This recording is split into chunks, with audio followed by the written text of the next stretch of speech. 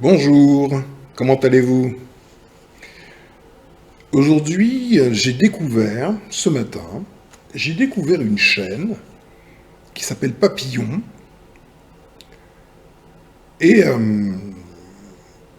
dans l'esprit qui m'anime, si quelqu'un est susceptible de faire tourner le diamant de la vérité, de ce que l'on doit percevoir, de telle façon que des facettes qui ne sont pas ordinairement éclairées ou pas éclairées par moi puissent l'être, alors il est de bon ton que je partage cette expression de telle façon que le but soit accompli. Donc il faut avoir conscience du but. Je ne regarde pas combien d'abonnés il a, est-ce qu'il est populaire, bon, un tas de choses qui sont de l'ordre du paradigme néandertalien et pas le nôtre, et qui ne correspondent pas à l'enjeu. Et malheureusement, on trouve énormément, bon, nous trouvons quelques personnes qui, sans en être conscientes, souvent, sont dans l'exploitation de la conscientisation de l'homme noir, du peuple noir, dans un but, si ce n'est commercial, au moins de notoriété, mais en tout cas pas de réalisation, pas de l'accomplissement de la libération de l'homme noir, du peuple noir. C'est souvent inconscient, parce qu'il y a des programmations, évidemment, relatives au monde dans lequel on se trouve. Nos schémas mentaux sont déjà programmés.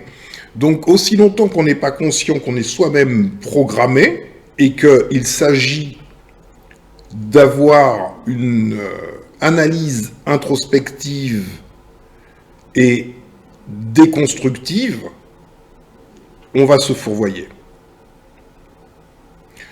Donc, nous vivons, en tant que peuple noir, une véritable guerre multimillénaire.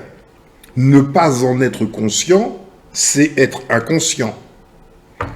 Être conscient de la guerre qui est faite implique de devenir conscient de la réponse à apporter, qu'elle soit offensive ou défensive. Quand j'entends de soi-disant conscientisateurs me répondre dans le cadre de Abracadabra, chacun son chemin, alors j'ai ma réponse. Je suis en face de personnes qui ne connaissent rien à la guerre, ne sont pas en guerre, quel que soit le nom qu'ils portent. Parce que quand on fait la guerre, dans le monde ordinaire, de la vraie guerre, il n'y a pas de chacun son chemin. Ce serait absolument stupide et désastreux. Bien au contraire, il y a l'infanterie, ceux qui à pied vont au combat. Il y a les commandos terrestres, commandos marines. Il y a l'artillerie qui vient en appui. Il y a la marine. Il y a le renseignement. Il y a tout un ensemble qui travaille de concert dans un but unique. Mais évidemment que chacun est différent. Les missions sont différentes. Mais le but est commun. Il faut avoir la conscience du but. Et c'est en ce sens qu'il s'agit, quand on écoute des conscientisateurs, de se demander, mais quel est leur but final? À quoi ça rime? On arrive où au bout du compte? C'est ça, c'est quelle est la finalité? Si la finalité est la libération du peuple noir, d'abord par la prise de conscience du réel dans lequel il habite, on ne peut définitivement pas travailler de manière individuelle. Parce que l'on sait que Ce qu'il s'agit de percevoir se présente, ainsi que je l'ai déjà dit, hein, comme un diamant, donc il a plusieurs facettes, et une personne ou un groupe ne saurait éclairer toutes les facettes. Et pour que la prise de conscience soit totale, il faut que celui qui perçoit ce qu'on veut lui montrer le perçoive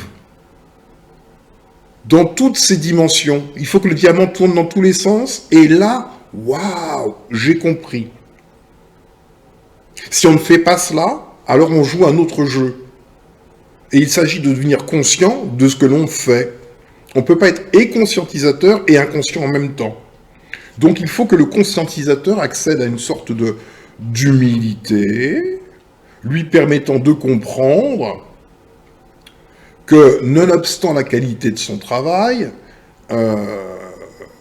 cette qualité est totalement annulée si elle n'est pas mise en valeur par l'éclairage d'un autre, ou de plusieurs autres en vérité. Ok ? Donc Papillon, je l'ai découvert ce matin, et je vais vous partager 2 de ses vidéos. Je vais vous inviter à consulter sa chaîne, parce que c'est un garçon d'origine, façon de parler, hein, un Antillais, quoi, pour parler simplement. Et vous allez vous rendre compte qu'il a un petit quelque chose dans la voix, hein, de Terre Dieu à venir, dans le timbre, dans la façon dont sa voix est posée. Donc que ce soit Terre Dieu à venir ou que ce soit ce garçon que j'appelle Papillon, ainsi s'appelle sa chaîne, il ne me ressemble pas. On n'a rien à voir en termes d'expression les uns avec les autres. Mais c'est ce que l'on exprime, cette chose impersonnelle qui nous dépasse, qui nous importe. Et c'est de comprendre que précisément parce qu'on est différent dans nos expressions, que le diamant tourne sur son axe. Et que celui qui perçoit, en l'occurrence vous, va percevoir des aspects qui lui avaient échappé. Et ce sont ces aspects, aussi infimes soient-ils, qui permettent des déclics, des petits déclics, ici et là, jusqu'à l'illumination totale. Alors ce garçon a fait une vidéo de décryptage et d'analyse du lynchage vécu par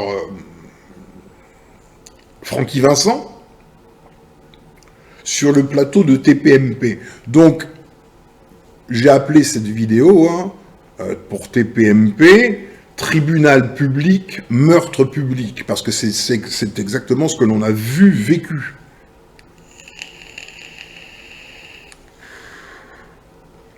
Donc,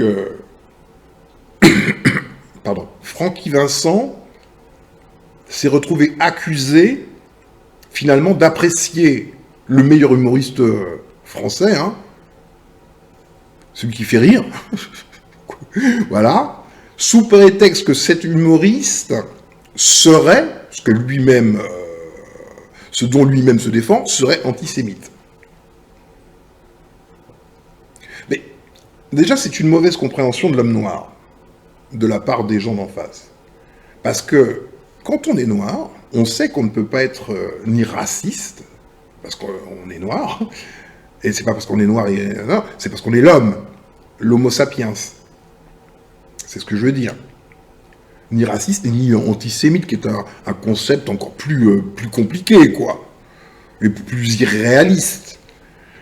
Donc il s'agirait parfois de renvoyer les images de ce à quoi ressemblent des nazis à ceux qui voient de l'antisémitisme là où il n'y en a pas. Il y a de la provocation, ça c'est évident. Tu lui as marché sur les pieds et tu lui demandes de faire pénitence, et lui, non. Donc il t'en envoie plein la gueule tout le temps. C'est comme ça. Mais il n'est pas antisémite. Ça n'existe pas chez les Noirs. Bon, donc ça c'est un premier point. L'autre point, c'est que dans cette vidéo, il mettra en évidence des vérités historiques. Et d'aucuns, certains, crieront à l'antisémitisme pour poser des vérités historiques, pour avoir osé poser des vérités historiques. On est dans le monde à l'envers. On est dans le monde des Néandertaliens, c'est pas le nôtre, mais sauf que ça se passe sur notre planète. Donc leur monde, soit ils se trouvent une planète pour aller le vivre, soit ils arrêtent de le vivre et puis se rendent conformes à l'accord. Il n'y a pas d'autre solution. Donc la perception de ce garçon, l'analyse de ce garçon, Papillon, me semble vraiment, vraiment très pertinent. Il va évoquer quelque chose que j'ai déjà évoqué en surface, qui est les causes ou la cause du décès de Nusere Kalala Omotunde. Et c'est intéressant parce que ça nous ouvre un champ de réflexion sur ce qui est important, qui relève de la guerre, et ce qui relève du divertissement. Donc un enclos dans lequel on va se ranger tranquillement, on allume son ordinateur ou son téléphone pour regarder du divertissement de conscientisation de l'homme noir. Puis après on retourne au travail, on revient, on retourne au travail. Bon bref, il ne s'est rien passé. C'est ce qu'on appelle le divertissement. C'est uniquement fait pour maintenir les personnes dans un enclos, rien de plus. Donc les raisons qu'il invoque et que moi-même j'ai invoquées sont le concret. Nusere Kalala Omotunde a vécu librement, tant qu'il parlait de kémitisme, de pharaon, tout ça, tout ce que vous savez déjà. Cela, tout le monde s'en fout. Au contraire, ça, c'est mon analyse. Après, vous en faites ce que vous voulez. Ça enferme tous les hommes noirs dans un microcosme artificiel qui est Afrique, premier enclos, deuxième enclos, Égypte, Kemet, si vous préférez. Et il ne se passe strictement rien à l'intérieur. On prend des pauses. C'est des hotep, c'est des croix-ancres. Ça fait un marché en même temps. Je pense que le marché de la croix-ancre a augmenté. Mais ça n'a aucune espèce d'incidence utile, en vérité. Pragmatique, susceptible de modifier quoi que ce soit. Ça pourrait jouer un rôle en tant que tremplin, mais il ne faut pas que ce soit une finalité. Et d'autant plus que, comme moi je l'ai déjà évoqué, cela est faux. On ne peut pas réduire l'homme, parce que c'est ce qu'il faut comprendre. Aussi longtemps qu'on n'a pas compris que l'homo sapiens est noir, donc il s'appelle le terrien. Vous verrez dans la deuxième vidéo ô combien Papillon exprime des éléments que je vous exprimais depuis déjà un petit bout de temps, qui sont ceux-là. L'homme, mais il faut l'avoir réalisé. C'est pas une compréhension intellectuelle, c'est une réalisation. L'homme est le terrien. Et l'homme synthétise de l'eumélanine. Donc vous voyez que pratiquement, il faudrait totalement enlever le mot noir. Il synthétise de l'eumélanine. Noir, c'est ce qu'on voit avec ses yeux. Mais on a été tellement trompé par le concept de race inventé par les Néandertaliens pour se cacher eux-mêmes, pour cacher ce qu'ils révèlent, à savoir le fait qu'ils synthétisent de la phéomélanine, qu'ils ont des comportements bizarres. Donc, comment tu te justifies? Explique-moi ce qu'il t'arrive. Ah, j'appartiens à la race blanche. Bon, Et cette idée de race, qui est un pur concept, hein, une pure invention, on est à l'intérieur. Donc il y a la race blanche, donc il y a la race noire. Ce qui est faux. Il y a l'homme légitime, et il y a des créatures fabriquées en laboratoire. C'est difficile à admettre, mais c'est comme ça. Il y a des créatures qui n'ont strictement rien à faire là d'un point de vue naturel. Point. Et nécessairement, ça occasionne de lourds troubles en elles et dans le monde. Ok? Si on ne revient pas à cette racine, on ne comprend pas le aujourd'hui et on n'envisage pas le demain. Il ne s'agit pas, me concernant, de faire une analyse du passé paléontologique pour rester enfermé dans le passé, du tout, mais pour comprendre le présent et envisager l'avenir. Donc, dans le même esprit que ceux qui font du divertissement, en fait, et qui sont enfermés dans la matrice achromatique lorsqu'ils font leurs trucs sur YouTube, en fait, ils font des trucs, ils ont une thématique, ça pourrait être les chats, bah là, c'est les noirs. Voilà, il faut faire des vues, il faut faire des likes, etc. Faire des vues, faire des likes, patati, patata, ça, c'est la matrice YouTube. Et puis, faire du vu, du volume de vues, pour obtenir des redevances publicitaires. Gagner de l'argent. C'est tout. Et comme on est enfermé là-dedans, simultanément, on est enfermé dans des partenariats commerciaux, exclusivement. Et auquel cas, effectivement, quand quelqu'un comme moi, qui a peut-être 800 followers sur sa chaîne, dit « Salut, comment tu vas ?» On va regarder mon nombre d'abonnés pour savoir si je suis digne d'un bonjour. Ces gens-là ne font pas la guerre. Attends, je fais une pause. Oui, désolé, j'ai un ami qui est arrivé à la maison. Donc, je disais que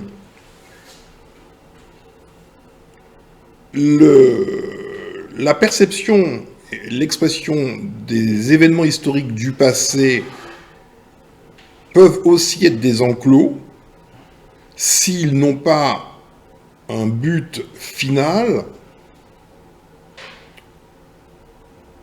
visant une issue.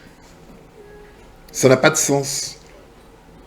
On peut tourner en rond comme dans une machine à laver, dans des événements du passé, on nous a fait ci, on nous a fait ça, bah ça fait rien, quoi. Ça permet de tourner en rond dans l'enclos. Le but, c'est d'être conscient de l'enclos et d'avoir le désir d'en sortir. Voilà. Donc,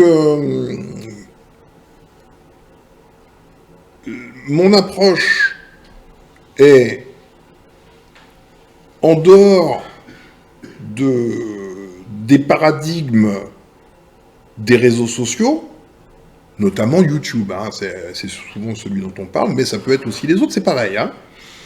Et sortir de leur paradigme, c'est à plusieurs niveaux. C'est sortir d'une part de leur logique économique, qui menotte les producteurs de contenu, hein, qui sont tenus de respecter un canevas, même si ce n'est pas dit. Cela est rappelé quand on sort de l'enclos, avec un avertissement, avec un bannissement d'une semaine, puis une exclusion permanente. Donc, quiconque entre dans cette cour doit jouer le jeu conformément aux règles de qui appartient la cour. Et c'est toujours un néandertalien, ou en tout cas la structure néandertalienne. Comment peut-on révolutionner quoi que ce soit dans la structure d'une créature artificielle qui n'a rien à faire là? Ce qui reste le maître. Tant qu'on est dans son enclos, c'est lui le gardien de l'enclos. C'est tout. Donc il s'agit bel et bien de sortir de là, de tous ces paradigmes, et c'est dans la tête, hein. Quand je dis de sortir de là, c'est de sortir des schémas mentaux. C'est pas de sortir de YouTube en soi, c'est pas de sortir de TikTok, de Instagram, de Facebook, de Twitter, c'est pas ce que je suis en train de dire. Au contraire, il faut les exploiter. Et pour pouvoir les exploiter, il faut que sa structure mentale soit celle de l'homme libéré. Et auquel cas, on sait automatiquement quoi faire et comment se comporter. Mais si on est dans le star system, c'est star à 10 balles, hein. Il y a des stars de la télé-réalité, il y a des stars de YouTube. Hein. Si on est là-dedans, avec sa thématique, hein, chacun a sa thématique, c'est son attaché case, hein, se balade avec ses thématiques, ça peut être tout et n'importe quoi. Hein. Sur YouTube, on trouve tout et n'importe quoi. Et la conscientisation de l'homme noir n'est qu'une thématique pour celui qui n'a pas un but libérateur et véritablement conscientisateur. Là, avec Papillon, j'ai identifié... J'en sais des trucs. J'ai identifié un conscientisateur ayant un but. Et on peut reconnaître un conscientisateur ayant un but quand ses propos affectent le aujourd'hui en vue d'un demain différent. Aussi longtemps qu'il s'agit d'une conscientisation, les héroïnes noires du passé, ou je sais pas quoi, un tas de trucs bidons, là, bidons, qui relèvent de... C'est du Alain Decaux, quoi. Alain Decaux, historien. Mais sauf que c'est du Alain Decaux coloré. Ça n'a pas d'incidence dans le comportement et dans la structure mentale, au fond. Voilà. Donc je vais vous inviter à découvrir la chaîne de Papillon. Allez, je vais vous mettre le lien vers sa chaîne dans le champ de présentation de cette vidéo. Et je vous invite à comprendre l'état d'esprit et à convier les conscientisateurs peu conscients à entrer dans cet état d'esprit. Ne pas regarder la popularité de celui qui conscientise, parce qu'il est évident que plus on va dire des choses en dehors, hein, je vous ai dit, les enclos sont concentriques, et un enclos, un enclos, un enclos, un enclos, un autre enclos. Et plus on se rapproche de soi, plus l'enclos est affectif. Donc moins on veut s'en débarrasser. Il est évident que des personnes qui vont heurter des enclos proches, donc affectifs auxquels on est identifié, ces personnes vont être rejetées. Leur message va être trop percutant, trop dérangeant, trop remettant en cause ce qu'on pensait être acquis. Donc leur popularité, c'est pas grand-chose. C'est longtemps après leur mort qu'on entend parler d'eux. Eh oui, c'est comme ça. Donc, si vous voulez uniquement du populaire, c'est un terme même vulgaire, bah, y a Squeezie, je sais même pas comment s'appellent tous ces gens, tu vois, et eux font du volume, du populaire. Ou écoutez, bah tu vois, il y en a un là,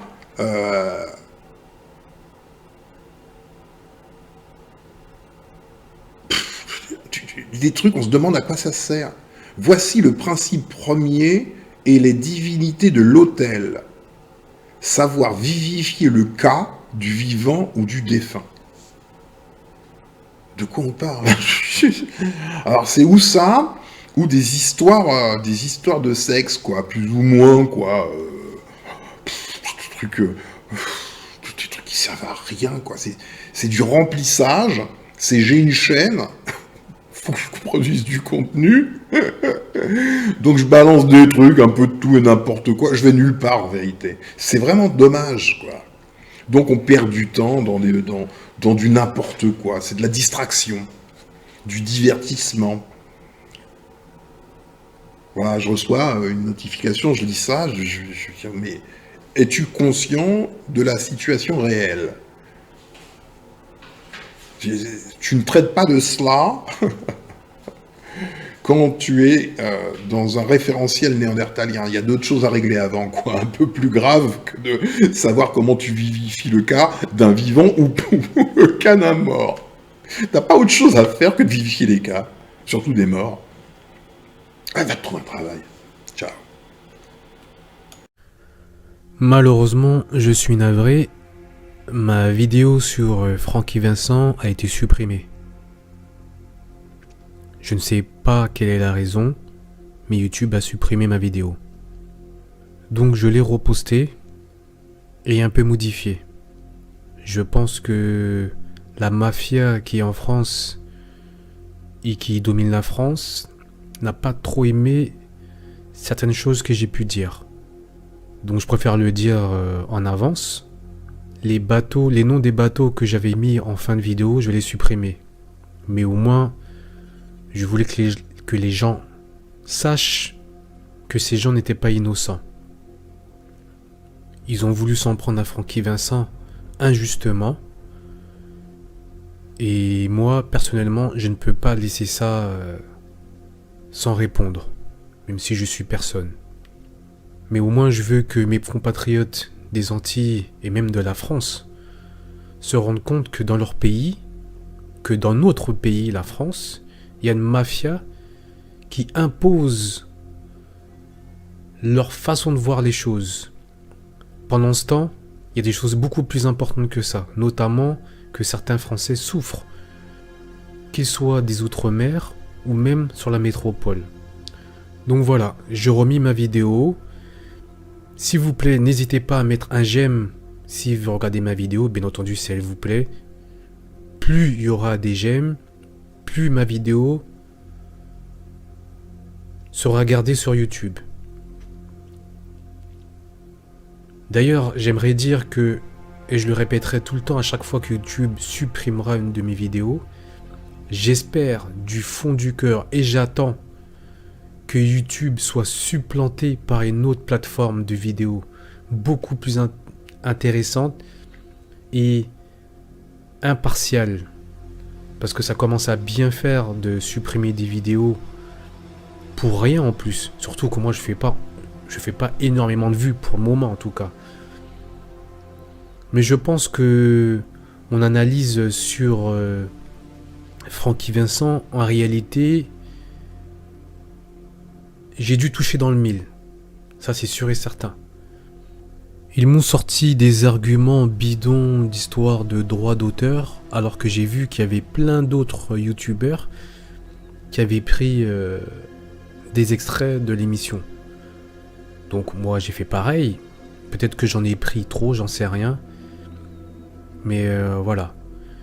Ça a été ça l'argument. Même si je sais que dans le fond, je suis pas sûr que ce soit ça. Bon, je vais pas me donner trop d'importance, mais quoi qu'il en soit, voilà, je vous remets la vidéo. Je le répète encore, n'hésitez pas à mettre un pouce si vous avez aimé, et surtout un pouce pour éviter que ma vidéo soit supprimée. Bon visionnage. Le 6 novembre 2022, Francky Vincent, qui n'est plus à présenter, fut l'invité de Cyril Hanouna, présentateur de l'émission TPMP. Cette invitation fait suite à la nomination de Francky Vincent en tant que chevalier des arts et des lettres.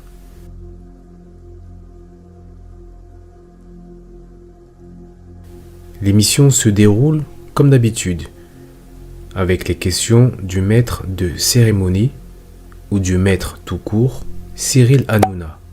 La question était de savoir si Francky Vincent méritait sa nomination. Dès la première minute de l'extrait, Francky Vincent, fidèle à lui-même, justifie sa récompense avec humour. Mais vous pourrez l'entendre, Cyril semble très contrarié. Et on ne sait pas pourquoi. Il est moins enjoué qu'à l'accoutumée.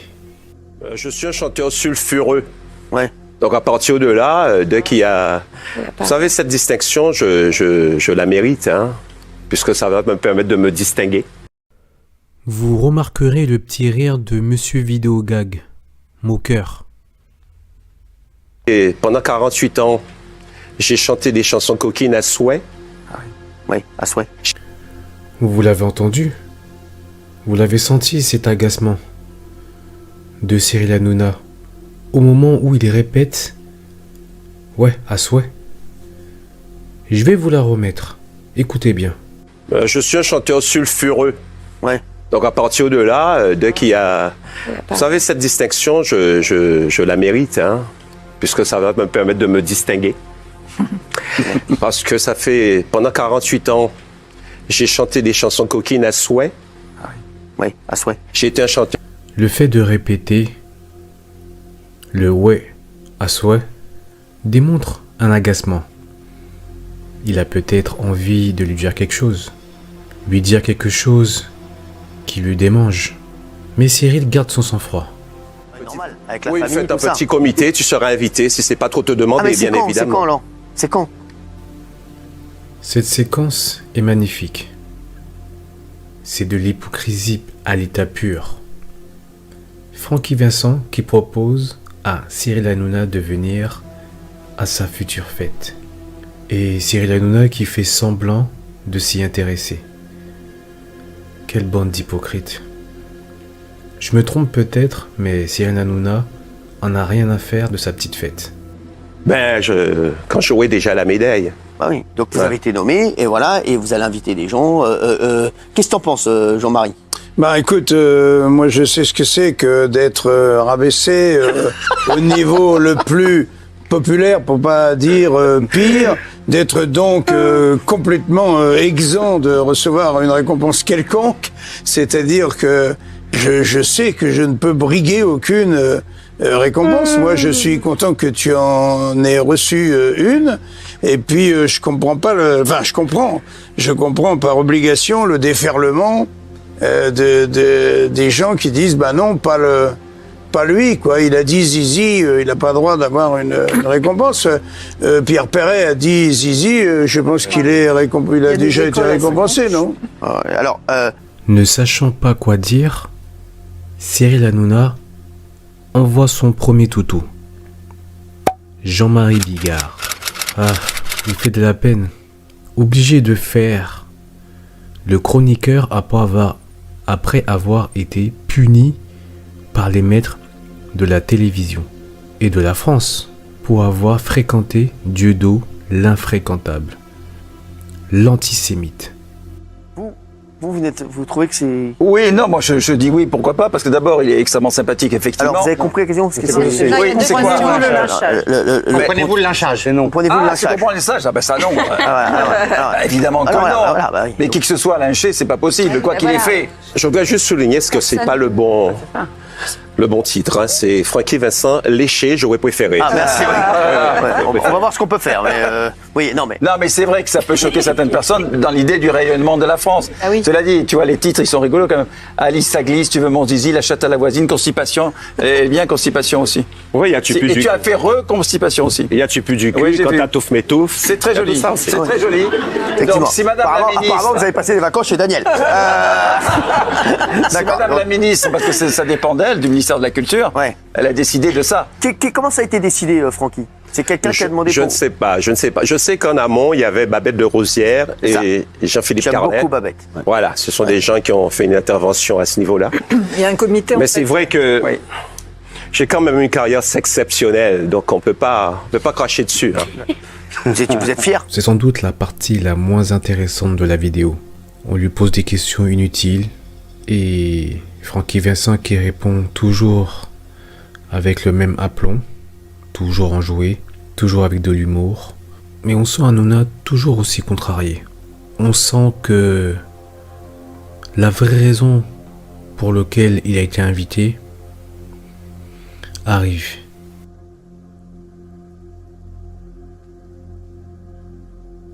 Je suis très fier de ma carrière. Alors Gilles, toi, t'es choqué. Je suis très choqué. Moi, Monsieur Vincent, c'est pas les paroles qui me gênent. C'est votre adoration pour Dieudonné. Et voilà. De plus, on sent la tension. Ils ont été crescendo. Ils l'ont laissé venir, tout doucement, en faisant semblant d'avoir de l'intérêt pour sa distinction qui n'a, de plus, aucune signification, aucune valeur dans un monde sans valeur. On entend à un moment une femme qui dit « et voilà ». Et voilà, cela veut dire quoi? Cela veut dire quoi à votre avis? Cela signifie simplement que la véritable raison de l'invitation de Francky Vincent était Dieudonné. Et pas cette nomination sans valeur. Sur la chaîne de Monsieur Soral, Alain Soral, un essayiste d'extrême droite, vous avez quand même dit que Dieudonné était votre idole. Je lui voue une admiration inconditionnelle, tout le respect du monde. Dieudonné est un antisémite condamné comme tel. Comment pouvez-vous dire ça, Monsieur Francky Vincent? Enfin, on y arrive. Voici la vraie raison de son invitation. Mais avant de donner mon avis et mon opinion, je voudrais dire à tous ceux qui regardent cette émission inutile d'arrêter. Pas que je veuille vous donner des ordres, mais franchement, c'est du temps perdu. Un type qui passe son temps à faire des thunes sur la souffrance des autres. C'est simplement un opportuniste, un profiteur, voilà tout. Revenons à la vidéo. Je me demande qui est Gilles Verdès. Si c'est lui le juge, le dieu, il est personne, simplement une serpillière au service de ses maîtres. Cyril Hanouna, qui se prénomme Cyril Valéry Isaac Hanouna, est un juif séfarade. Et si il y avait une personne qui devait s'offusquer, ça devrait être lui. Et non Gilles Verdès, alias la serpillière. Pas qu'il n'a pas le droit de s'offusquer de l'antisémitisme, mais on a l'impression que c'est lui qui a été insulté ou que c'est lui qui est le juif. On peut constater avec quelle vigueur il attaque Francky Vincent, qui j'imagine ne s'y attendait pas. On a l'impression d'être à l'Inquisition. On a l'impression que c'est Gilles Verdès qui a été insulté. Si, insulte, bien sûr. D'ailleurs, Francky n'a insulté personne. Il n'a manqué de respect à personne. Il explique juste que Dieudonné est talentueux, est un talentueux humoriste. Et je pense qu'on peut dissocier l'homme de l'humoriste. Cyril Hanouna ne parle même pas. Regardez-le, il est calme, il reste dans son coin et il laisse Gilles Verdès faire tout le travail. Pourtant, c'est lui le sémite. Et moi, quand j'aime un artiste ou une célébrité, le reste ne me regarde pas. Qu'il soit antisémite ne me regarde pas. Je vais vous expliquer. Moi, je suis antillais. Nous, on est comme ça. On est spontané par rapport à la personne. Donc, moi, tout ce que les gens ont comme... Je me suis arrêté sur cette image car elle est révélatrice. Elle est révélatrice d'une pression que peut subir Francky Vincent. Regardez le regard de Gilles Verdès, qu'il regarde avec insistance. Et on voit comment Francky Vincent il a du mal à répondre. On voit qu'il est déstabilisé. Il cherche ses mots, il commence à être sous tension et tout le monde le regarde. Vous trouvez ça normal? Les gens qui ont des choses délicates par rapport à leur façon d'être. L'antisémitisme, c'est pas délicat, monsieur. C'est un délit. C'est pas et voilà, il fallait s'y attendre. L'autre toutou qui ramène sa fraise. Bon, en même temps, pour elle, on ne va pas trouver ça trop étonnant, puisque elle-même, elle s'appelle Valérie Ben Haïm, donc elle aussi est une sémite. Donc on peut comprendre qu'elle soit blessée et qu'elle se sente concernée. Mais je tiens à dire que Francky Vincent n'a insulté personne. Et je ne comprends pas pourquoi il a été invité dans ce traquenard. C'est pas délicat l'antisémitisme, c'est un délit. Oui, mais je n'en disconviens pas. Je condescends largement. Très bien. Oui, ce que je voulais. mais le truc qui subsiste, c'est que moi, j'aime l'artiste. Moi, quand il fait ses spectacles, je l'adore. Les gens qui n'aiment pas... prenons comment il s'appelle. Lui, c'est Jean-Marie Bigard. Jean-Marie Bigard. Mais qui sont ces gens? C'est la police? Ce sont les maîtres de l'univers? Comment cela se fait que dans un pays comme la France, lorsque l'on touche ou l'on parle de certaines personnes dans ce pays, on se retrouve dans cette situation? Une situation où l'on humilie un être pour rien en plus. Francky Vincent trouve juste que Dieudonné est talentueux. Où est le problème? Et cela est vrai. Il est talentueux. Moi, je le trouve fort, ce mec. Il me fait rire. Personne n'arrive à sa cheville. Même Elise Moon, son ancien acolyte, le dit. Or, personne n'est venu mettre une pression psychologique à Elise Moon. Regardez ce lâche de Cyril Hanouna. Il baisse la tête. Il laisse ses chiens de garde essayer de détruire Francky Vincent. Heureusement, il tient le coup. Il relève la tête. Et c'est cela qui les gêne. Qu'on leur tienne tête. Et qu'on ne se soumet pas. Et Dieudo fait partie des hommes courageux qui n'ont pas baissé la tête, voire se mettre à genoux. Et il voudrait que toutes les personnes qui les effleurent se mettent à genoux. Et il faut que cela cesse. On parle de vulgarité, on met vulgarité en avant quand on parle de lui. Oui. Mais en fin de compte, quand on regarde bien, c'est un mec qui a du cœur, c'est un mec... voilà. Quoi. Oui, mais monsieur, vous avez été chez Dieudonné au bal de la quenelle en 2020. La quenelle est un geste antisémite reconnu comme tel. Vous vous êtes affiché là-bas, Francky Vincent. Non. Est-ce que vous cautionnez l'antisémitisme de Dieudonné? Je vais vous expliquer. Est-ce que vous pouvez me répondre? Je ne cautionne rien du tout. Alors, je m'arrête à l'homme, à celui qui me fait rire, et ça va pas plus loin. Dieudonné, il a été multicondamné, monsieur. Mais ça, il vous fait rire. Mais vous savez, il y a beaucoup de gens qui se retrouvent en prison alors que c'était des gens très très très bien dans la vie de tous les jours. Bah, s'ils sont en prison, c'est qu'ils sont pas très très très bien. S'ils ont été condamnés. Ça vous gêne pas d'avoir été chez lui en 2020 pour vous afficher au bal de la quenelle? Mais je m'affiche avec tout le monde, moi.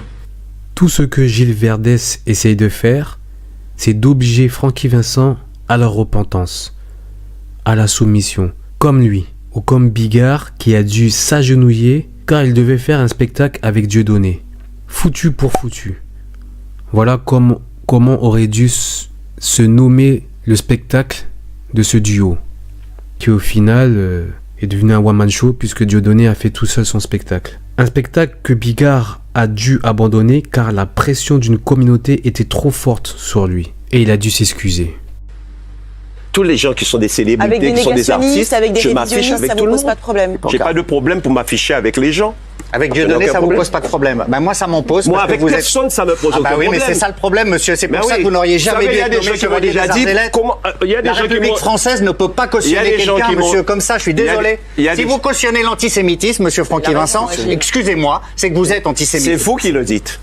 C'est vous qui dites que je cautionne. Moi, j'étais pas au bal de la quenelle. Moi, il y a des gens qui m'ont dit, j'ai dit à certaines personnes que j'allais faire l'émission de trucs, ils m'ont dit négatif, ne va pas faire cette émission. Parce qu'on l'aime pas. C'est des gens qui l'aiment pas. Oui, il y en a qui m'aiment pas. Tout simplement. Bah, bien sûr, mais ça n'a rien à voir. Il va pas au bal de la quenelle, hein, Cyril. Pardon? Il va pas au bal de la quenelle. J'étais au bal de la merguez, c'est tout. Ouais, merci. Oui. J'étais invité pour voir. Mais on a le droit de mon refuser humoriste. l'invitation. Laissez-moi finir. J'étais invité pour voir mon humoriste préféré. Mais allez dîner avec lui. Le meilleur humoriste de tous les temps. C'est Dieudonné, votre humoriste préféré, monsieur. Non, mais attendez, vous ne pouvez pas dire ça sur un plateau. Mais il a été condamné pour provocation à la haine raciale, antisémitisme. Il vous fait rire, Dieudonné? Il vous fait rire quand il vous fait rire. En dehors s'il n'y a pas de haine. Je peux vous lire une phrase de Dieudonné, vous allez me dire si ça vous... C'est un vrai traquenard, un guet-apens. Heureusement que Francky Vincent a l'air insolide. Il ne se laisse pas faire. Il a raison d'ailleurs. Et je le soutiens. Je soutiens un de mes compatriotes guadeloupéens. Gilles Verdès prend trop la confiance. Il prend un ton condescendant envers Francky Vincent. Il est humiliant, voire paternaliste. Comme si Francky Vincent était son enfant. Un boy qu'on peut humilier sans représailles. Mais il a tort d'humilier un Antillais de la sorte et gratuitement. Vous verrez, il y a un moment où Francky Vincent va demander de l'aide car il est pris à la gorge et il va demander à Cyril Hanouna de tourner la page et de venir interrompre cette exécution en direct. Mais au lieu d'être écouté par Francky Vincent, Cyril Hanouna va passer la parole à un autre chroniqueur. À propos de la quenelle, qu'est-ce que c'est la quenelle pour lui? C'est en 2009. Glisser une petite quenelle dans le fond du fion du sionisme. C'est ça qu'il dit, Dieudonné. Ça vous fait rire? Non, mais je suis venu pour parler de qui? Oui, mais est-ce que ça vous fait rire? Alors, on va... Valérie, après... Il faudrait intervenir parce que je suis venu parler de Francky Vincent, quoi. Alors, c'est ça le problème. Valérie. Là, vous avez vu? Il a demandé de l'aide Et Cyril Hanouna a fait comme si il n'existait pas. Et l'exécution continue. Non, mais Gilles... Qu'est-ce qui te dérange, toi? Moi, ce qui me dérange, il y a deux choses. On parle de rayonnement des arts et des lettres en France et dans le monde. Votre personnalité, d'abord sur un plan juste artistique, peut poser des questions parce qu'effectivement, il y a des gens qui estiment que tout à l'heure, tu parlais de Pierre Perret par rapport aux Zizi, et il y a une écriture, il y a un texte. Vous vous amusez, alors. Mais moi, je pense que c'est pas suffisant pour être au niveau d'un chevalier des arts et des lettres. Alors, ça n'est que moi, vous allez me dire, et vous avez tout à fait raison, mais on me demande mon opinion, je la donne. Et par ailleurs, moi, votre personnalité qui est accolée à des personnes qui posent problème dans la République, ça me pose un souci pour que vous ayez été honoré par la République. Mais c'est quoi cette émission où des gens qui n'ont aucun pouvoir viennent donner leur avis sur ce qui doit être bien ou pas? Valérie Benaïm, on n'en a rien à foutre de ton avis. Toute son argumentation est un subterfuge. En vérité, ce qui la dérange, c'est que Francky Vincent ait assisté au spectacle du Dieudonné. C'est ça qui la dérange. De plus, ce qu'elle voudrait, que Francky Vincent demande pardon et se soumette.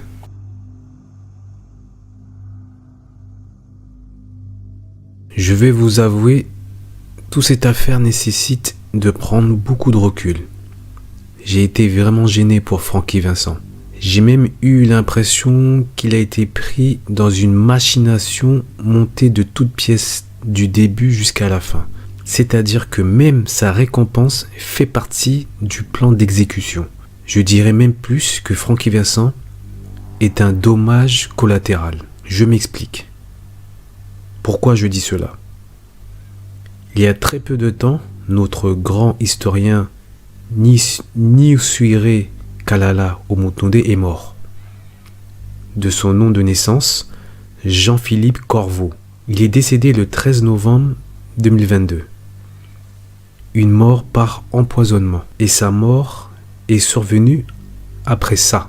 Monsieur Omotunde Kalala, ce soir, malheureusement, j'ai pas pu être là. J'étais en même moment avec le collectif à Sainte-Rose. Donc, il va nous faire une petite conclusion de comment s'est passée leur conférence sur le Big Résistance qu'on a pu filmer.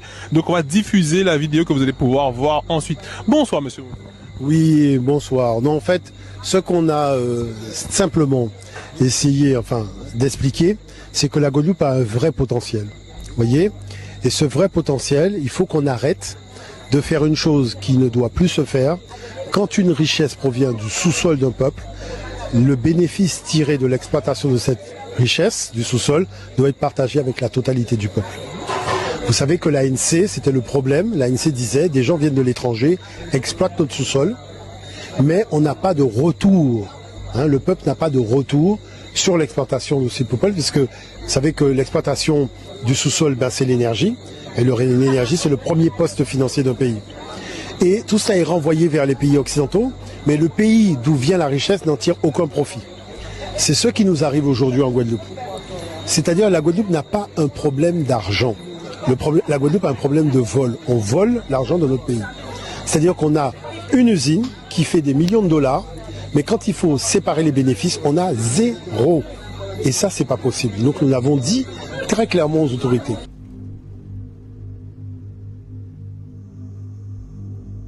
Pour faire simple, le professeur Omotunde se battait pour que les ressources géothermiques reviennent aux Guadeloupéens.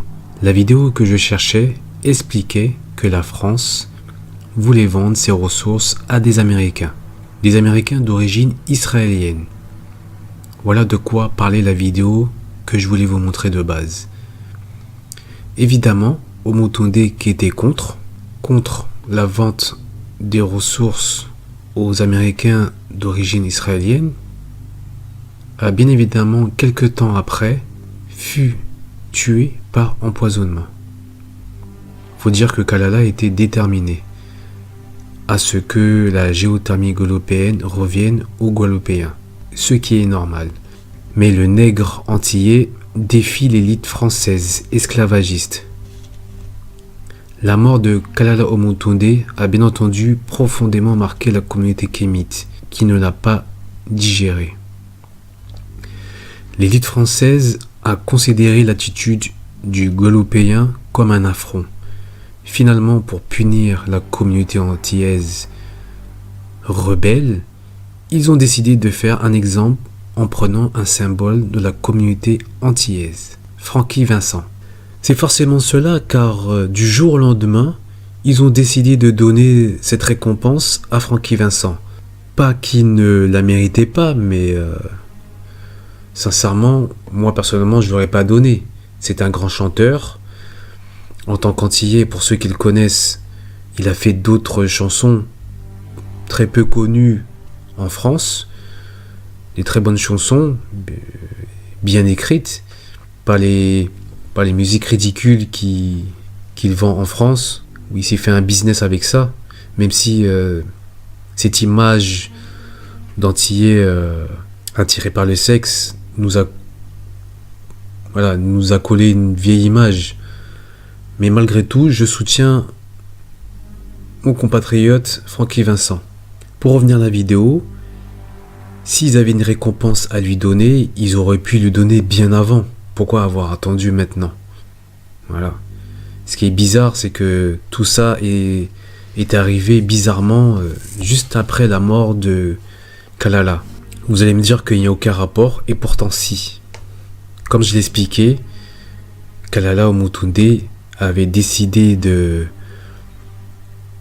que les ressources guadeloupéennes reviennent aux Guadeloupéens. Et même, il voulait s'attacher et s'affilier avec l'Afrique, notamment le Cameroun. Et je pense que tout ça, ça n'a pas du tout plu à l'élite française esclavagiste. Et c'est pour cela qu'au final, ils l'ont empoisonné. En ce qui concerne Dieudonné, là aussi, c'est étrange. D'un seul coup comme ça, ils ont décidé de l'attaquer sur ce sujet. Alors qu'ils l'ont déjà invité plusieurs fois. Et je pense qu'ils savaient qu'il avait été au spectacle de Dieudonné. Et là, d'un seul coup, ils ont décidé de l'attaquer sur le sujet. Pourquoi? C'est bizarre, pourquoi maintenant? Alors qu'auparavant, il avait déjà été invité. Vous pouvez chercher, il a déjà été invité. Lui-même, quand vous revoyez un peu les images de la vidéo de l'émission de TPMP, vous pouvez constater que lui-même, il ne sait même pas pourquoi il a eu cette récompense. Et au final, tous ces éléments rassemblés me laissent à penser que la seule raison de cet acharnement sur Francky Vincent, c'est de vouloir faire un exemple avec lui pour faire comprendre aux Antillais que toute rébellion sera punie. Malheureusement pour eux, Francky Vincent a été plutôt coriace. Et globalement, les Antillais sont coriaces. Voilà ma théorie. Dites-moi ce que vous en pensez, mais je suis persuadé que c'est la bonne. Je vais vous dire, lorsque ces gens ont besoin de faire quelque chose, ils ne font jamais en face. Ils le font toujours de manière hypocrite et jamais directe.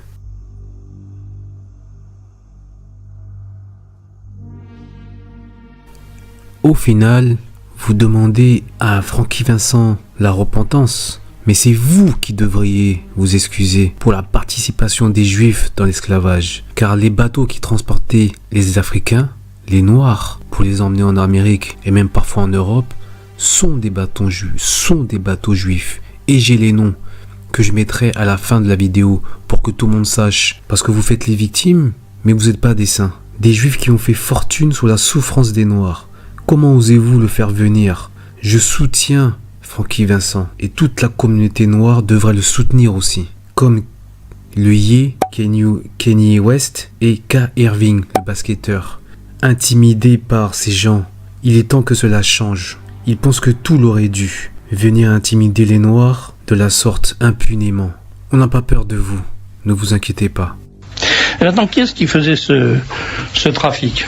Alors, je vais simplement vous lire, et vous en tirerez les conclusions qu'il vous plaira d'en tirer, la liste des principaux propriétaires de bateaux négriers qui, de 1702 à 1806, ont assuré le transport des esclaves vers la colonie. Le Joseph and Rachel, appartenant à Joseph et Samuel Frason.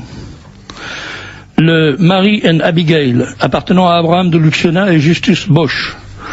le Young Catherine, appartenant à Mordecai Gomez et Rodrigo Pacheco, le Lydia, le Barbados, le Charming Sally, le Anna, le Polly, le Dolphin, le Prince Orange, le Charming Polly, appartenant à Rachel Marx, le Drake appartenant à Nathan Levy et David Franks, le Seaflower appartenant à Nathan Levy et David Franks, le General Well, le Defiance, le Perfect Union, le Dolphin, le Confirmation, le Diamond, le Rising Sun, le Lord O, le Rabbit, appartenant à Nautal Isaac et Abraham Hart, le Charming Betsy appartenant à Samuel Levy, le Two Sister appartenant à John Franks, le Deborah appartenant à Samson Levy, le Gloucester appartenant à Moses et David Franks et à Isaac Levy, le Delaware appartenant à Moses et David Franks, le Jane à David Sexas, le Rebecca à John Bueno, le Anne à James DeWolf, le Crown Galley et le Postillon à Isaac Levy, le Orleans et le Dreadnought à Heyman Levy, le Duke of Cumberland appartenant à Judah Hayes, le Duke of York appartenant à Jacob Franks, le Betsy à Samuel Jacobs, le Pearl à Emmanuel Alvarez Correa et Moses Cardozo et Abraham Hart, le Marie et Anne appartenant à Moses Levy et le King George appartenant à Naphtali Hatt. Alors moi je propose que les Africains qui se plaignent d'avoir été victimes de l'esclavage, de la déportation, enregistrent ce genre de choses et se souviennent que ce sont des chefs de villages nègres qui ont vendu des gens de leur propre village ou des villages voisins à des trafiquants qui les emmenaient jusqu'à la côte. Ces trafiquants étaient des trafiquants arabes. Et à la côte, je viens de vous donner la liste des bateaux qui les prenaient pour les emmener en Amérique. Donc je vois vraiment pas ce que la France a à foutre dans cette histoire. Je vois vraiment pas ce que nous, Français, nous avons à foutre dans cette histoire d'esclavage. Et je me demande pourquoi un président de la République qui est un fou furieux, qui est devenu un dément, se permet de nous infliger une repentance obligatoire pour un crime dans lequel on n'a strictement rien à foutre. Voilà. Moi, je voudrais qu'on m'explique ce qui se passe dans ce pays de dingue où on raconte n'importe quoi à n'importe qui, où tout le monde marche. On avale ça, on dit oh là là, oui, les pauvres esclaves. Bien sûr, c'est pas marrant d'être un esclave, je vais bien le croire, mais c'est pas moi qui les ai foutus en esclavage. C'est pas moi qui suis allé les chercher dans leur village. C'est pas moi qui les ai transportés à la côte. Et c'est pas moi qui étais propriétaire des bateaux qui les ont transportés en Amérique. Et une fois qu'ils étaient en Amérique, c'est pas moi qui étais propriétaire des distilleries d'alcool que les mêmes propriétaires de bateaux avaient fabriqué pour payer avec de l'alcool les esclaves qu'ils faisaient importer. Voilà. C'est effrayant. Ça, jamais personne ne le dit. Jamais personne ne le dira.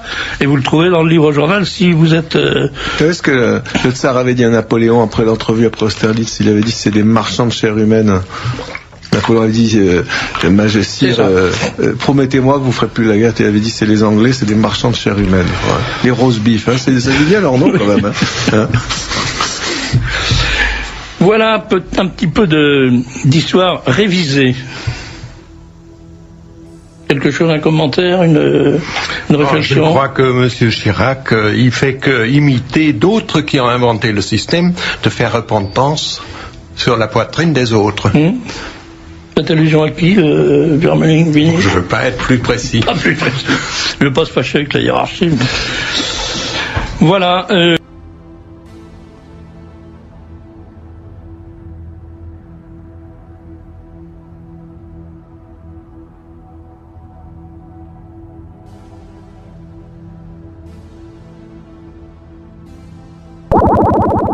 I'll be back.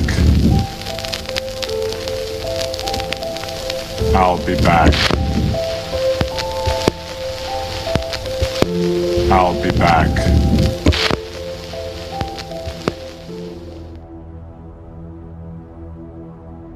Et c'est là où il y a plein de blagues qui vont venir vers moi. Ouais, mais t'as qu'à faire pareil avec mes sœurs. Mais tes sœurs, elles sont radioactives. On les touche pas avec un bâton. La tête de ma grand-mère. Tes sœurs avec leurs perruques qu'elles achètent sur le Bon Coin. Tes sœurs avec des crèmes où elles veulent se blanchir la peau. On les touche même pas. Donc arrête de me dire, allez voir nos sœurs. Par Allah, je préfère aller à Mykonos, danser sur un char avec des sodomites grecs.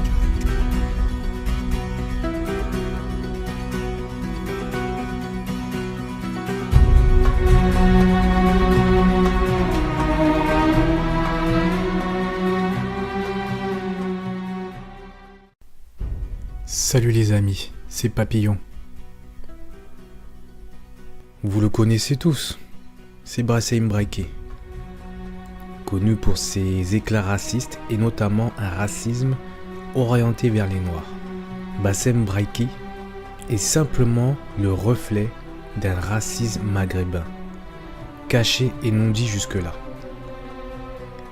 Lui au moins, il a l'honnêteté d'exprimer ce que de nombreux sémites pensent vraiment. Pas d'amalgame, je ne fais aucune généralité. Mais... Aux zoos là, aux zoos, je vous mets dans des cages, on capte même pas c'est qui le singe. La vie d'homme, je vous jette des bananes, ça y est, c'est réglé. Voilà, je suis obligée d'être méchante parce que vous faites les Américains. S'il vous plaît, les Françaises, dites-moi pas qu'elles sont avec vous pour votre beauté.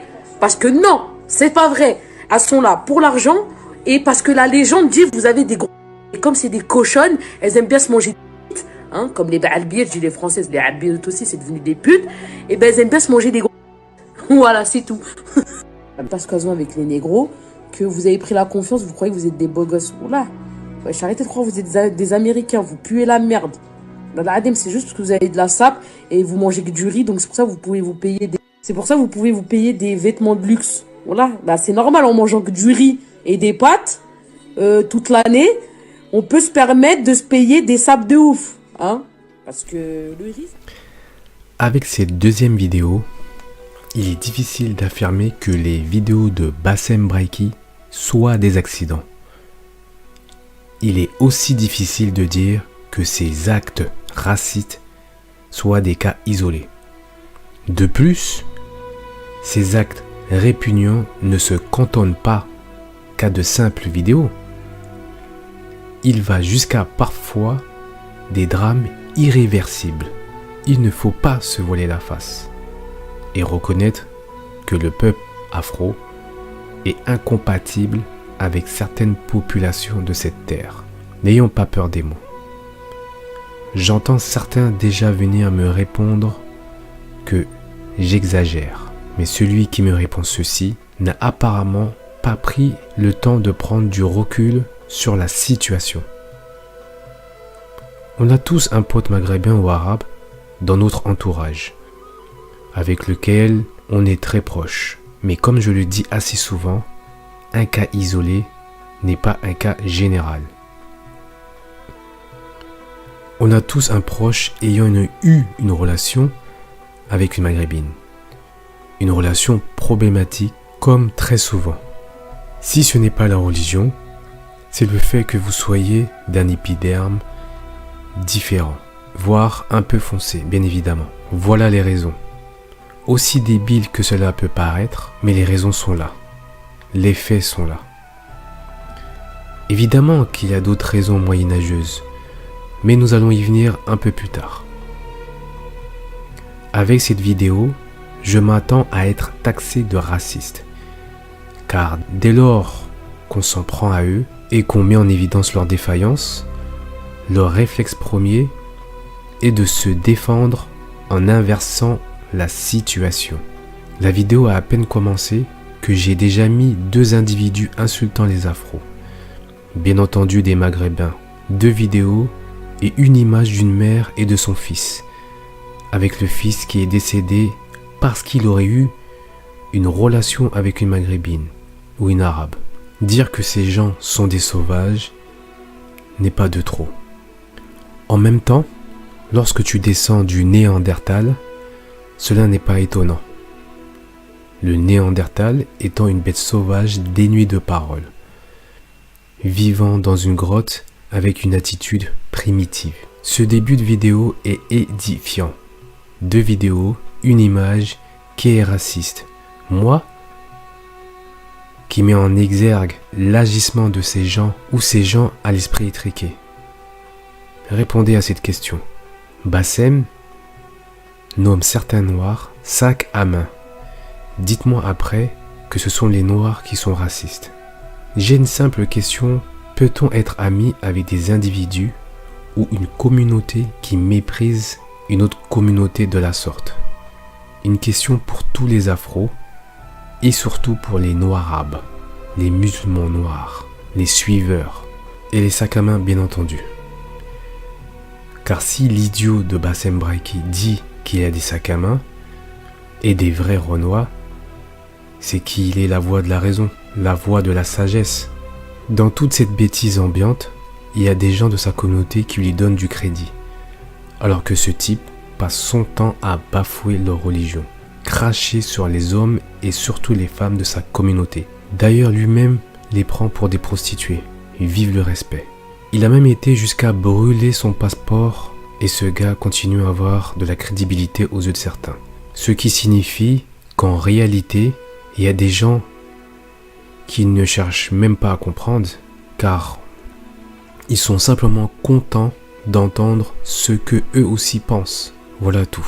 Beaucoup pensent que le racisme est universel.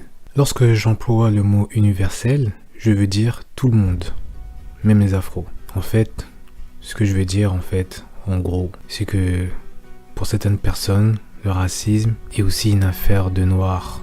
Mais je répondrai à cette question un peu plus tard. Il faut savoir que chez certains peuples, sur cette planète Terre, la souffrance et la haine de l'autre est institutionnelle. C'est une habitude chez eux. Je dirais même que c'est génétique. On aura beau faire, ils sont comme ça. À se demander si vraiment c'est des êtres humains. Je me pose la question tous les jours. Qui peut faire des choses comme le code noir, à part des monstres, des gens qui sont inhumains? Personne ne peut faire ça. Et pourtant, sur Terre, il y a des gens qui ont créé le code noir, servant de règlement pour le gouvernement et l'administration, de la justice, police, discipline et le commerce d'esclaves noirs. Est-ce que vous vous rendez compte? Ça veut dire en gros, alors je ne mettrai pas tout le monde dans le même bateau, je ne me permettrai pas de faire ça.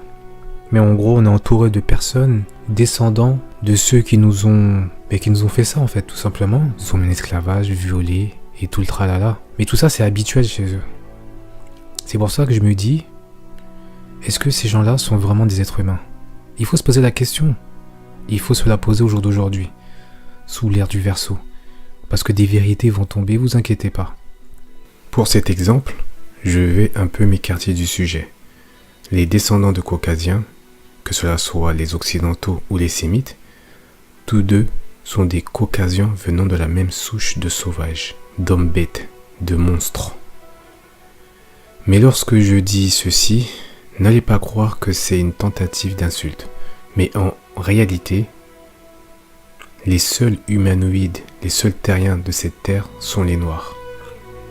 Contrairement à eux, l'homme afro n'a jamais changé depuis son apparition sur cette terre. Et l'homme noir, l'homme originel, ne possède pas de Néandertal en lui, ni de la bête de Denisova. Eux disent l'homme de Néandertal ou l'homme de Denisova, mais cela n'était pas le cas. Ce ne sont pas des hommes. Le Néandertal et le Denisova étaient simplement des bêtes, des monstres vivant dans des cavernes, des expériences identiques à un Frankenstein.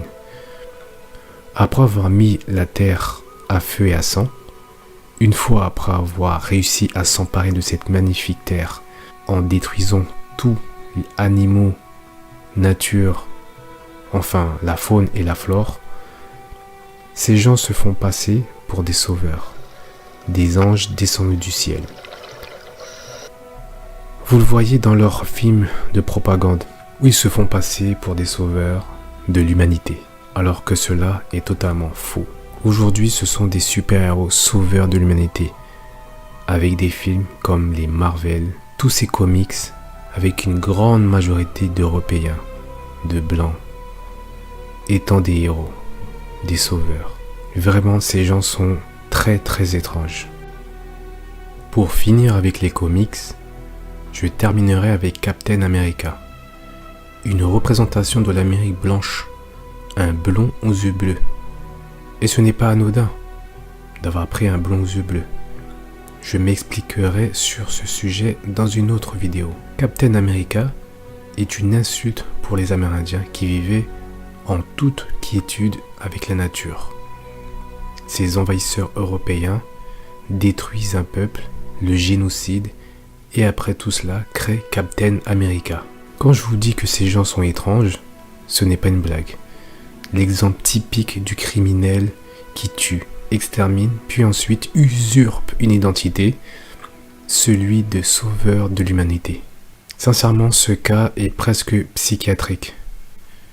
Je suis dépassé par ces créatures. Je sais pas quel bled, espèce de pute, il vient me chercher la mère, je nique sa mère. Enlève la cagoule si tu es fier. Je suis algérien, je te nique ta mère et descends ramène ton Enlève ta cagoule si tu es fier, regardez. Vous voyez? Tiens, regarde mon visage, tiens. Je vais te niquer ta mère, toi et ton mari, sale pute. D'accord? Voilà. Il a traité d'esclave. Il a fait saigner. Voilà son sang qui est par terre là. Parce que le mec, il venait tranquillement, il a livré. Et tous ceux qui sont dans le restaurant, là, c'est Brasco, Bouvet.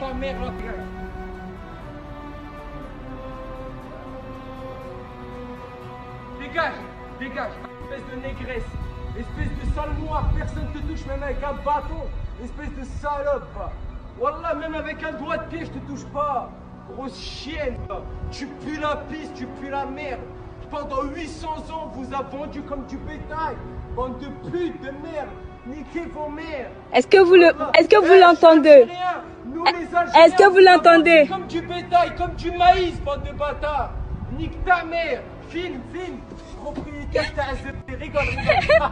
C'est le SGA. C'est pour ça là. Vous venez d'assister à une 3e vidéo. Elle est plutôt explicite. Pour moi, c'est clair comme de l'eau de roche. Il ne faut pas faire de généralité, c'est évident. Mais cette 3e vidéo, franchement, elle est édifiante. Je commence même à me dire que cette population est majoritairement raciste. C'est un constat. Après tout cela, si c'est moi le raciste, je ne sais plus. Il doit y avoir une définition différente. Bizarrement, les Noirs ne font pas ce genre de vidéos. Encore une fois, lorsque tu les confrontes à cette vérité, ils viennent te dire que toi aussi tu es raciste. Quelle ironie. Pendant ta jeunesse, tu ne fais pas trop attention à tout cela. Mais étant adulte, tu te rends compte à quel point certains sont mauvais. Mais je sais qu'il y a de l'espoir dans certains. Mais difficile de faire la différence avec un serpent venimeux et un qui ne l'est pas. Dans cette 3e vidéo, vous le constaterez, comme moi, que ce type est fier d'être africain. On voit à quel point il aime les Noirs, à quel point il aime les Afros. Et il y répète les mêmes termes que Bassem, lorsqu'il dit qu'il ne touche même pas avec un bâton. Peut-être est-ce un fan de Bassem. Comme je l'ai déjà expliqué, peu importe si Bassem bafoue leur religion, leur dogme, qui n'a strictement rien à voir avec nous, la chose qui les réunit, c'est la détestation du noir. C'est tout. C'est de l'hypocrisie. Et dire qu'il y a des noirs arabes pour croire à cette ineptie qu'est l'islam, je ne comprends même pas ces afros. Vraiment, je les comprends pas. Quand tu les observes dans leur islam, tu as l'impression qu'ils représentent la paix. Ça se voit. Ils vous disent bonjour dans leur langue, salam, se faisant passer pour des êtres pieux. Mais en réalité, ils vous détestent. Ils sont jaloux de vous pour ce que vous êtes. Pour faire ce que cet individu a fait, il faut vraiment avoir de la haine. Et vous marchez avec eux fièrement comme si de rien n'était. Simplement parce qu'une religion vous lie. Les Afros n'ont pas d'honneur ni de fierté. C'est un fait. Car pour accepter ça, il ne faut pas avoir de fierté. Avec leur grande barbe, les Sémites se font passer pour des êtres délicats et pieux. J'en rigole rien qu'en pensant à cela. Ils sont tellement dans la spiritualité, la paix, ça se voit. De nombreuses personnes se cachent derrière cette religion, qu'est l'islam. Mais leur cœur est corrompu par le mal. Et peu importe la religion, si ton cœur est mauvais, tu resteras mauvais. Le cœur est une chose qu'on ne peut tromper, surtout à l'énergie créatrice, l'énergie divine, celle qui a créé l'homme originel. Tu as beau faire 5 prières par jour, Avoir un accoutrement neutre, cela ne change rien. Comme on dit, l'habit ne fait pas le moine. Et c'est le cas de le dire. On vit dans un monde d'hypocrisie, de mensonges, de mascarades, d'illusions et d'apparence. Marcus Dia, dans une de ses vidéos, avait expliqué qu'il n'y avait pas de communauté noire. Et il a raison. Il dit beaucoup de choses sensées malgré qu'il soit musulman. Dommage. J'ai une autre question pour les noirs arabes. Est-ce que cela vous dérange pas de voir un de vos frères islamiques faire du mal? Un de vos frères noirs afro? Certes, il est vrai qu'il aurait pu se défendre, mais tous les noirs ne sont pas en admiration pour la violence. Il y a des noirs qui ne sont pas violents et qui n'aiment pas ça malheureusement. C'est comme ça. Mais il y a Allah, la bonté incarnée. Donc ce n'est pas grave. Vous fermez les yeux. La politique de l'autruche des noirs arabes me répugne. Cela ne vous dérange pas de vous prosterner avec ces gens. Cela ne vous fait pas réfléchir. Qui accepte ce genre de conditions? Eh bien les afros, les noirs. Alors ne vous étonnez pas de ce qui peut arriver aux noirs dans ce monde. Ne vous étonnez pas si on en marche dessus. Parce que si déjà nous, on n'arrive même pas à se respecter, qui est-ce qui va le faire? Les religions ne sont pas pour nous. Laissez-les avec leur doctrine. Si ces religions avaient, ne serait-ce une once de divinité, on le saurait. Des guerres et du sang. Voilà ce qu'a apporté les religions révélées. Révélées par leur Dieu, les blonds aux yeux bleus, qui créa la femme à partir d'une côte d'un homme. Non mais vous ne voyez pas l'escroquerie. Peut-être que eux sont nés comme ça, et c'est bien possible, parce que je doute de leur humanité. Je vais même pas dire leur humanité, je dirais, ce sont des humanoïdes comme nous, mais des terriens, j'ai un doute.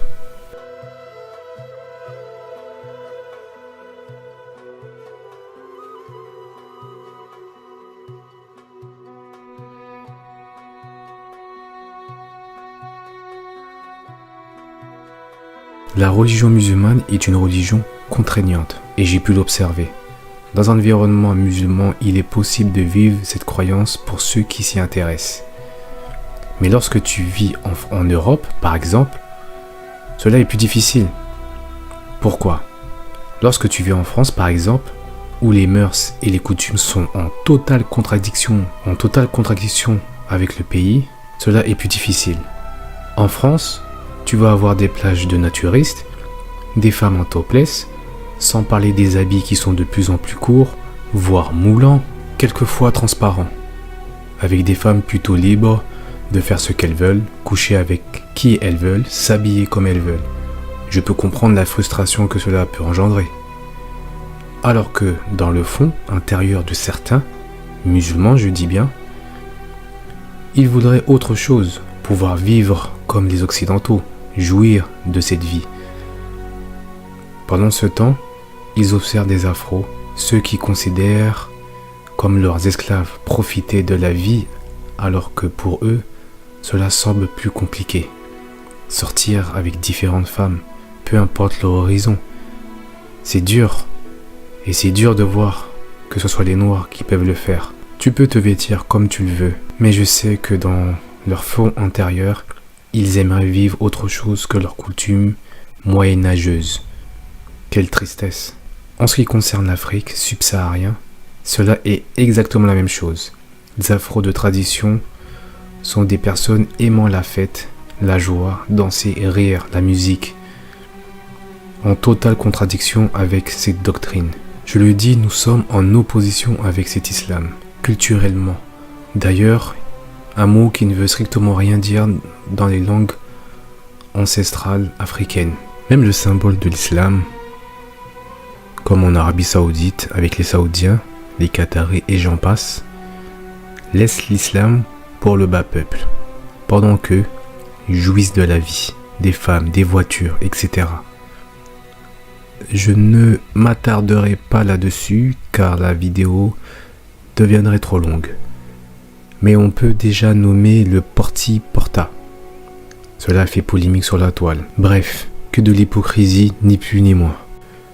Maintenant, avec tout ce que Avec tout ce qui a été dit, je peux enfin répondre à cette question sur la soi-disant universalité de la coutume esclavagiste. Déjà, une chose qu'il faut préciser, il n'existe aucune trace d'une quelconque tradition esclavagiste chez les subsahariens. Le mot esclave en langue africaine n'existe pas. D'ailleurs, il n'existe aucun mot avec le même champ lexical du mot esclave qui existe en langue africaine. Je vous laisse le soin de me les trouver. Bien sûr, je ne parle pas de dérivés, mais de mots étymologiquement de la même racine qu'esclave, tout en sachant que ce mot vient du mot slave, qui ne veut rien dire en langue africaine, c'est-à-dire qu'à quel point nous sommes différents de ces êtres venus d'ailleurs. Par contre, ce n'est pas la même chose pour les Sémites. Tellement que ces Sémites détestent les Noirs, ils ont pléthore de mots basés sur cette détestation du Noir. Et de toute ma vie, je n'ai jamais vu une langue avec autant de mots pour abaisser le Noir.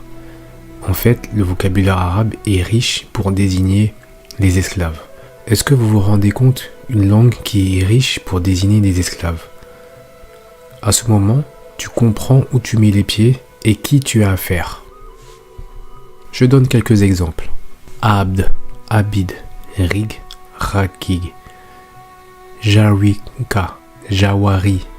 Ceci est réservé aux esclaves. C'est déjà pas mal pour désigner des esclaves. Ghulam, pour les jeunes esclaves hommes.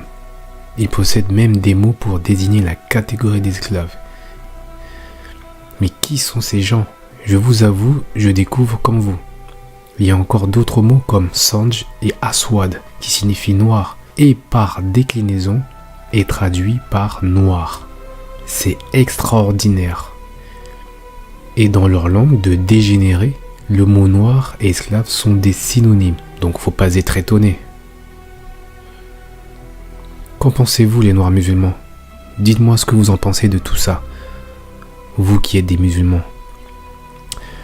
L'islam parlé en arabe avec autant de vocabulaire pour désigner l'homme noir en tant qu'esclave, je n'ai pas de mots. J'avoue que, pour le coup, je vous applaudis, vous les noirs. Vous êtes uniques.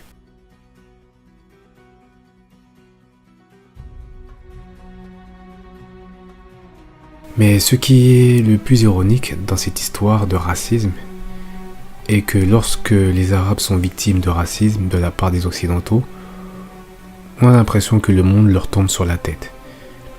Les plus grosses victimes du monde.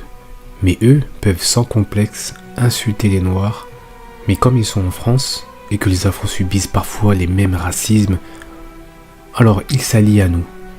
Quand je vous dis que nous vivons dans un monde hypocrite, ce n'est pas des blagues. Que faisions-nous, que faisaient les Noirs avant l'arrivée de l'islam en 652 avant Jésus-Christ, avant l'ère chrétienne?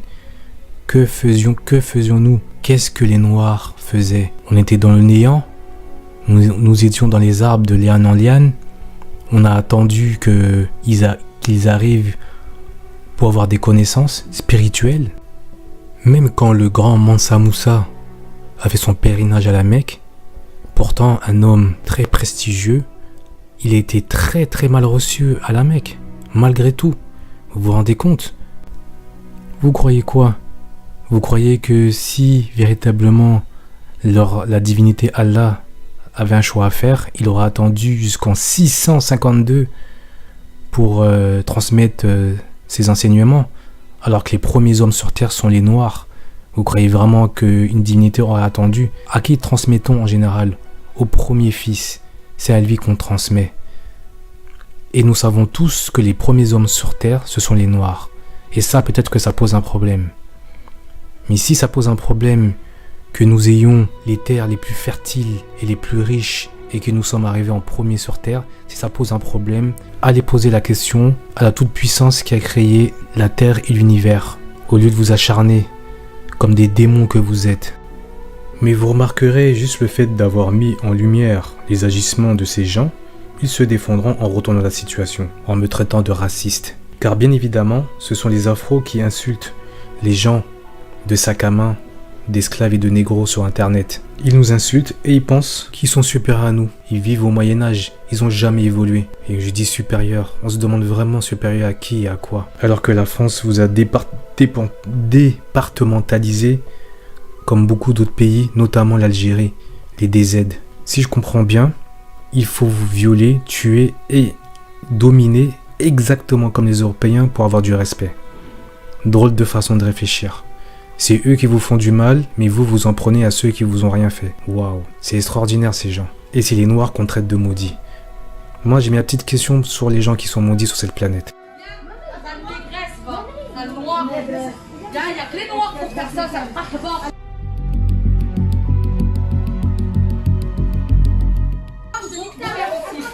Viens, ça négresse, va. Ça noir. Il n'y a que les noirs pour faire ça, ça ne marche pas. Tu vois les Africains comme toi, ça ne peut plus te tuer. Nique ta mère. Salope, je suis pas une voleuse, salope.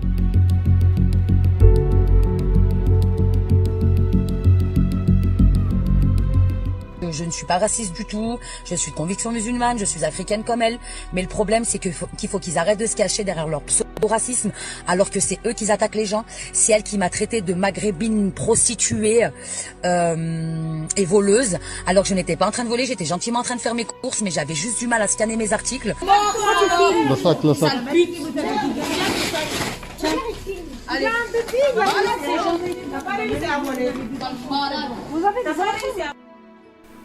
Mais pour finir, si j'avais quelque chose à dire aux Arabes et aux Maghrébins, malheureusement pour vous aussi on est en France, et si la vue de noir vous dérange, et si vous savez pas vivre en harmonie avec les autres, en toute simplicité, bah écoutez, rentrez au Maghreb, puisque c'est le paradis là-bas, ou allez en Arabie Saoudite, au Qatar, peut-être que vos amis arabes vous traiteront mieux. Allez là-bas. Comme ça, vous ne verrez plus noir et vous serez tranquille. Vous pourrez vivre votre islam en toute tranquillité. Un singe, il lui a fait quoi? C'est un singe, le mec. Il y a des beaux mecs, elle est tombée amoureuse d'un singe. Un gorille, il est horrible. Il est horrible. Qu'est-ce que vous lui trouvez à ce mec? Alors, moi, j'ai pas peur de lui. Et si maintenant il nous laisse pas tranquille, moi je vais le coffrer vraiment dans un coffre à voiture. Je connais beaucoup de monde dans Paris, et là on va pas rigoler. Maintenant, si vous continuez encore ces histoires, ça va mal se terminer. Mais vraiment, ça va mal se terminer. Bah oui, c'est normal. Déjà là, Ce soir, ils vous baisent et ils vont vous jeter, Zouzou. Ils vont vous jeter comme de la merde. Il se marie avec 100 femmes. Même s'il est milliardaire, il aura 15 femmes. C'est ça vos vies? C'est ça vos vies? Je gagne bien ma vie. Ça, il n'y a pas de problème. Maintenant, Camilla, c'est ma fille. T'inquiète pas, je vais m'occuper d'elle. Si j'apprends qu'elle est avec un noir ou qu'elle ressort avec Yann, wallah que je préfère mourir. Hein. Écoute-moi bien. Oui. Elle est en prison. Mais si ma fille, elle sera avec un noir, je la renie. Je la crache dessus. J'en veux pas. Déjà qu'elle m'a déçu. Un singe, il lui a fait quoi? C'est un singe, le mec. Il y a des beaux mecs, elle est tombée amoureuse d'un singe. Un gorille, il est horrible. Il est horrible. Qu'est-ce que vous lui trouvez à ce mec? Alors, moi, j'ai pas peur de lui. Et si maintenant il nous laisse pas tranquille, moi je vais le coffrer vraiment dans un coffre à voiture. Je connais beaucoup de monde dans Paris, et là on va pas rigoler.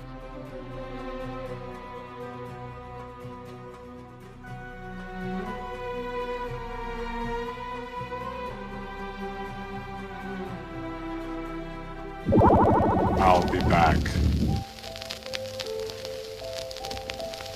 I'll be back. I'll be back.